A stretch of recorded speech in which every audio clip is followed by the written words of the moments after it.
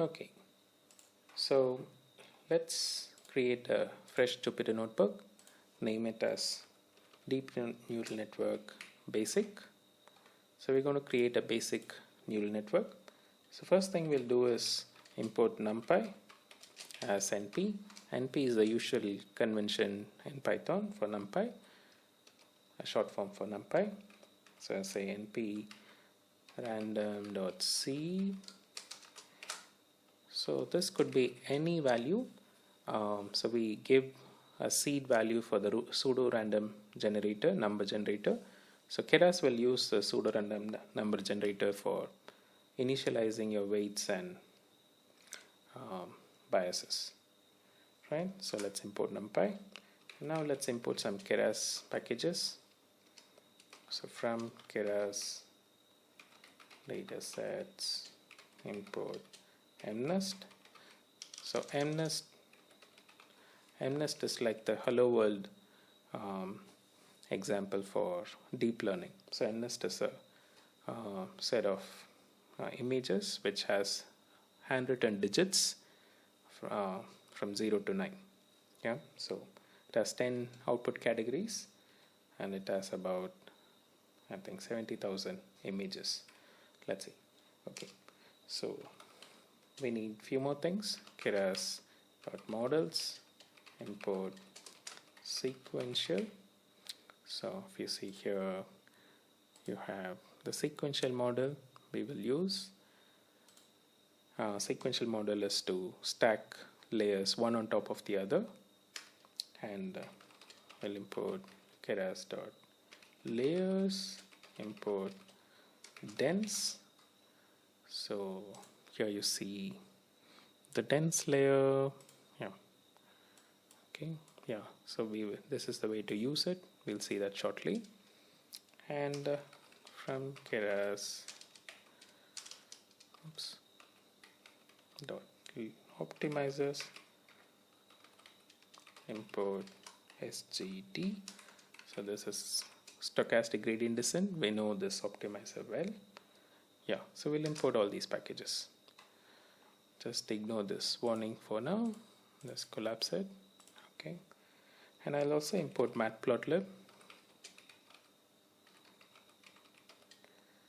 dot pyplot as plt, and percentage symbol is for the bash command.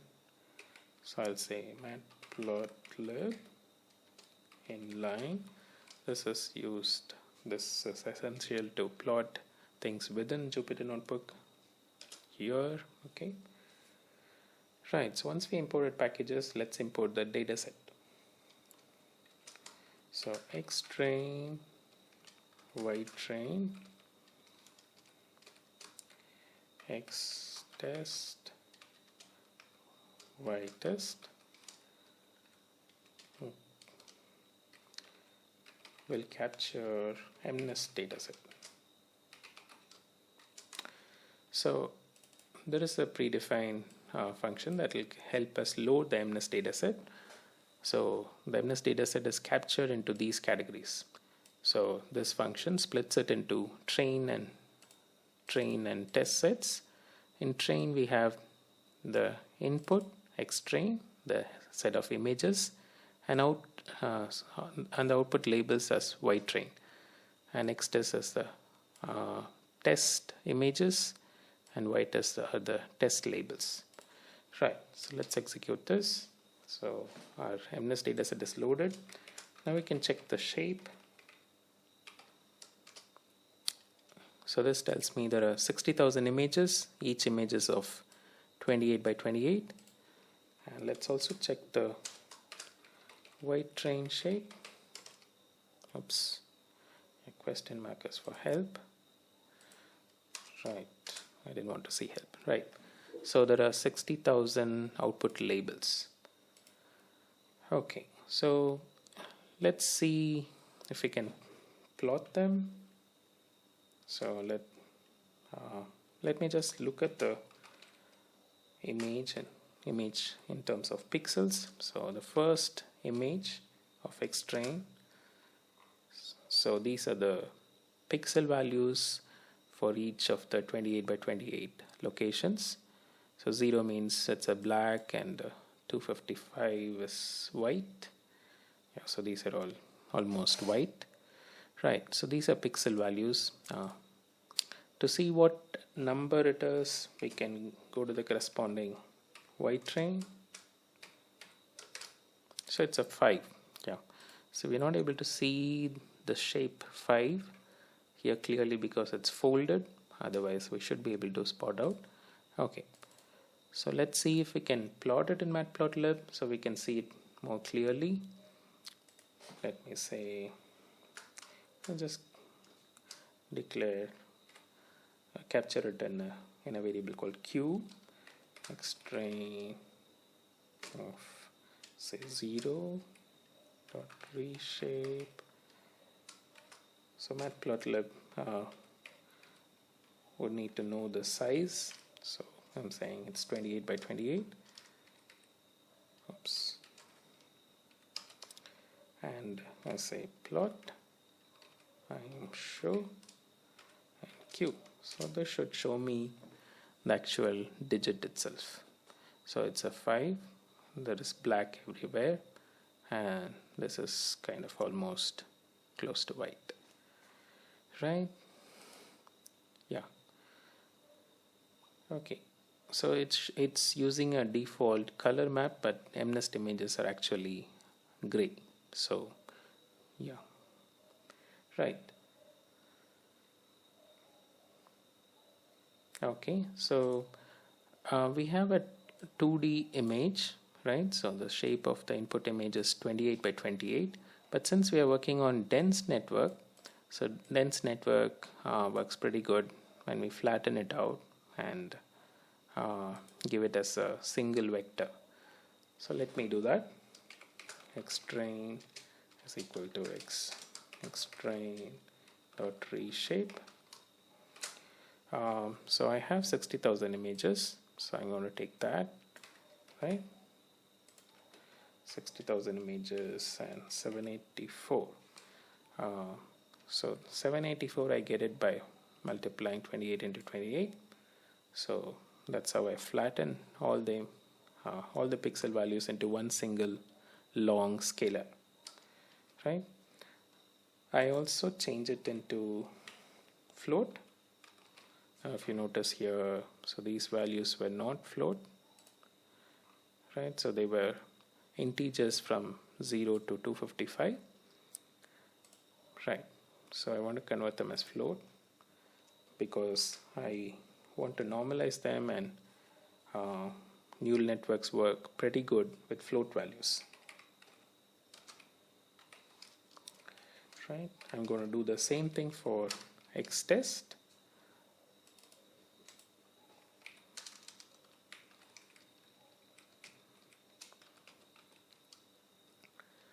Right, xtest, the number of images in xtest is 10,000. Oh, we did not look at xtest. Let me just show it for you. Right, so xtest dot shape gives you 10,000 images, right? And ytest dot shape should give you just 10,000, right? Okay, so we've changed the shape. Now let's look at the shape. Train dot shape. Now you have you no longer have see, we saw x train here, 60,000 into 28 by 28. Now we've changed the shape into 60,000 comma 784. So it is 60,000 images having one long scalar 784 pixel values, right? Yeah. So it's the same thing for similar thing for xtest, 10,000 images comma 784, right? So we're going to normalize all the values. Now if we see here, yeah, I said your values range from 0 to 255. So we're going to bring it between 0 and 1, right?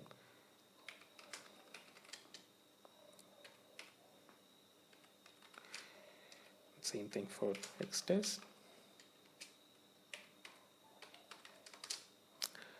Okay, so let's now print the value and see the pixel values. So the same image, but now the values are between 0 and 1, right? So we divided by the maximum value, so we get it between 0 and 1, right? Let me collapse that. Okay, so now let's check the output value.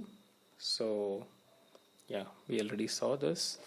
White train of 0 is 5. Now it's an integer value. Now we would so we want the output to be of the one hot form. So let's transform the output. So let me create a variable with holding 10 as the number of classes for the output, and white train, I'm going to use the Keras utils function to categorical white train in class, right? So you have the utils functions here. So here, so you have two categorical here, so you can change from one type to another type using two categorical, right? The same thing for white test.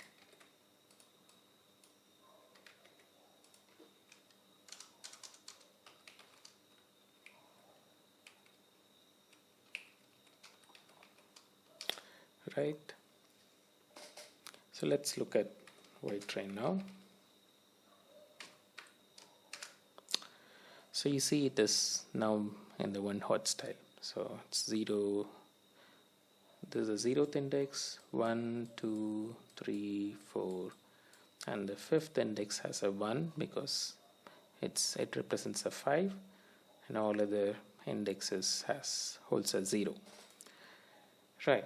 So we've transformed the input and we've transformed the output. Now we are ready to build the model, right? So let's say model equal to sequential. So we're going to build the sequential style model and say model.add. So this is the first layer, first hidden layer.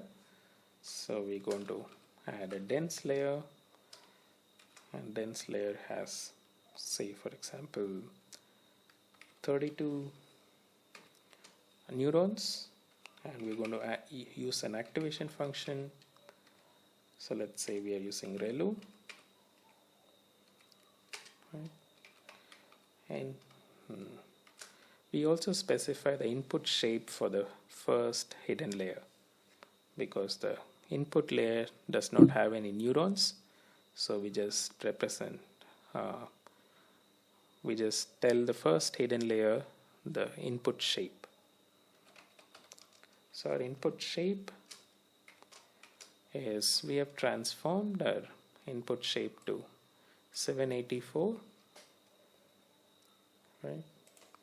So we give 784 and a comma. So that is how we specify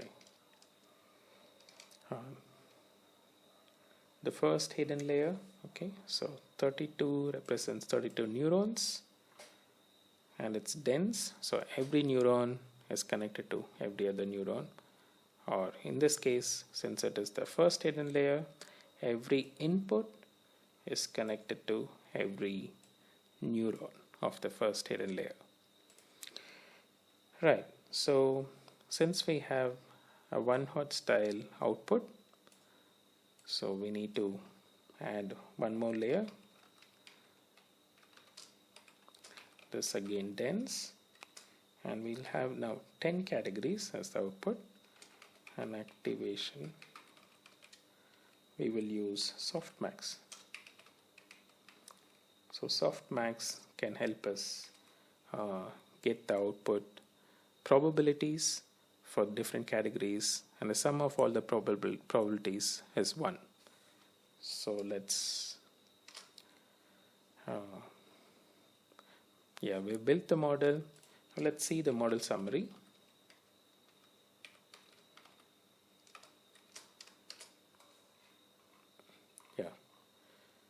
So this is the model summary. So here you see the first dense layer, and it's type dense, and this none means none. In place of none, it will take the number of inputs, right? So here our input shape was 60,000, 784.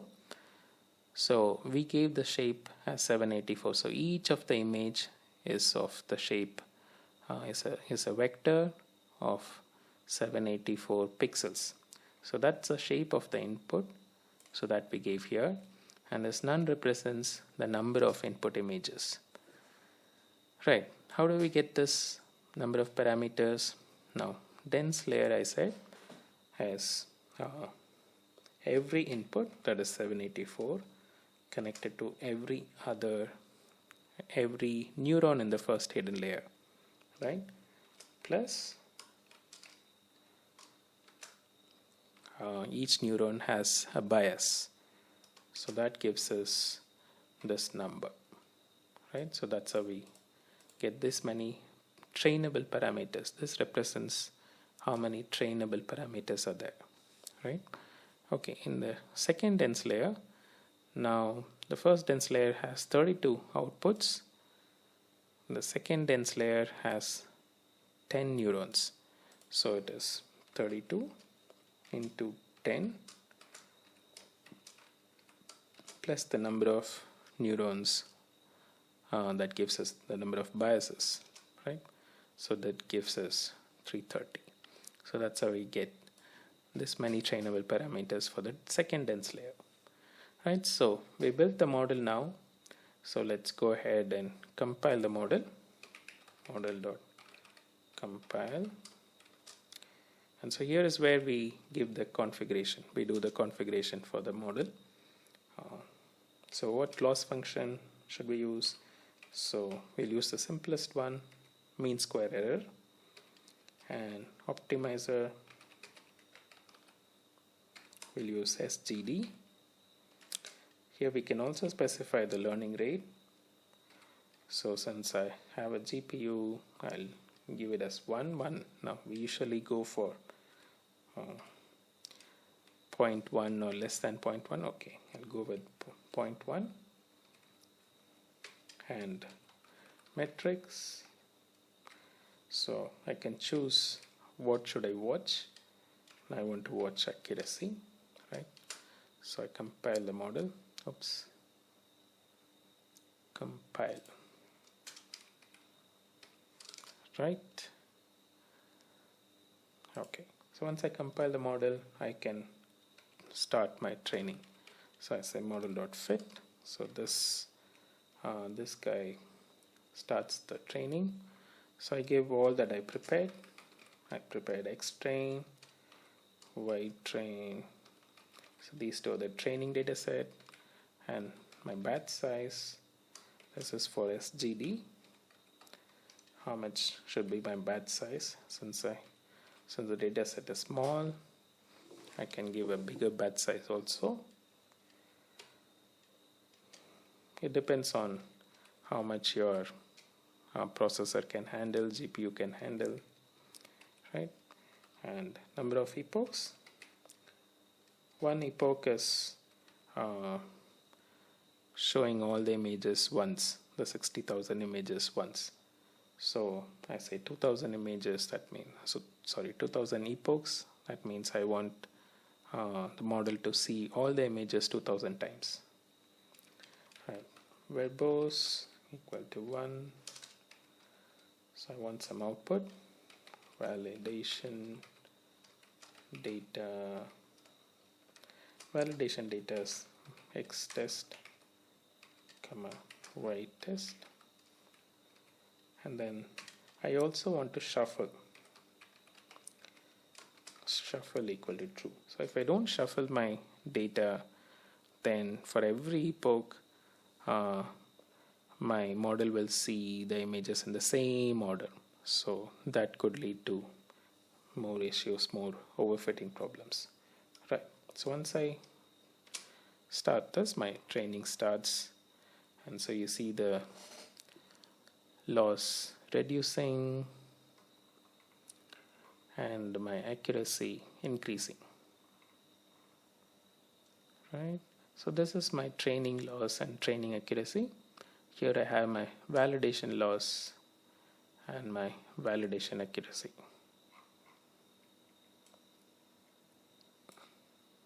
Right. Okay, so I'm not going to wait for this to get over, so I'll just break it. Okay, so I've trained for how many?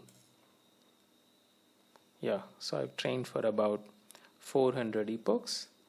Now let me see how good it is. So the loss is currently 0.02, my accuracy is 87%, so that's pretty good.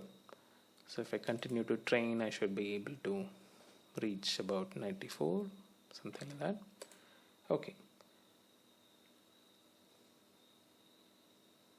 So I'll say predict model dot predict, and I should give an input image. So I'll pick it up from xtest.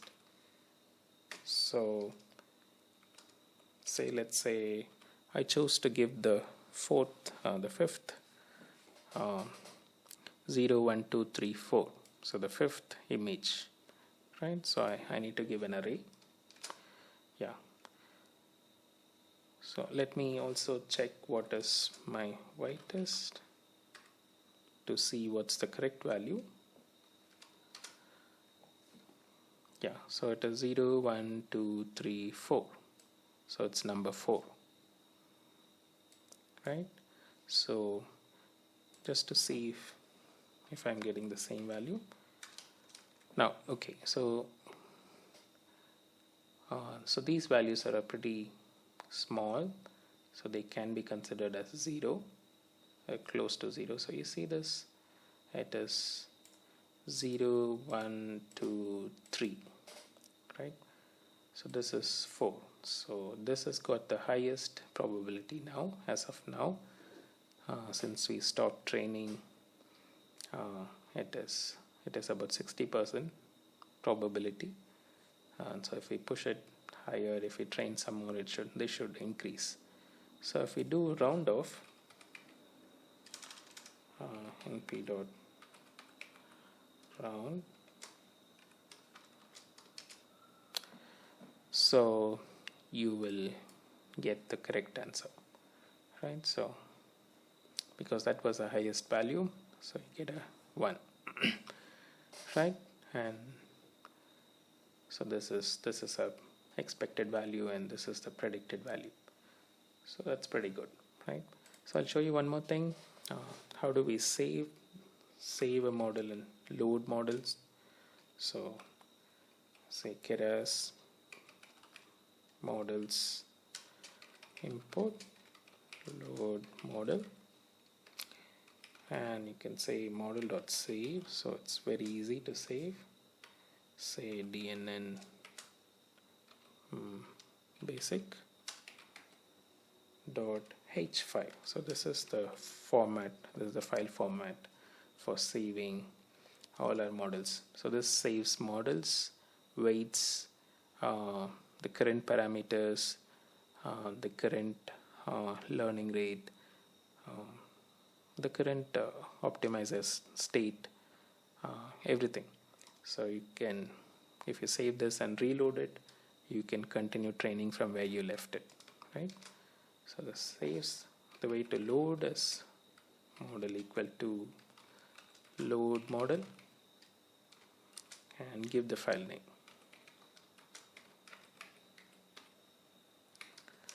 Right, so our model is loaded now, right?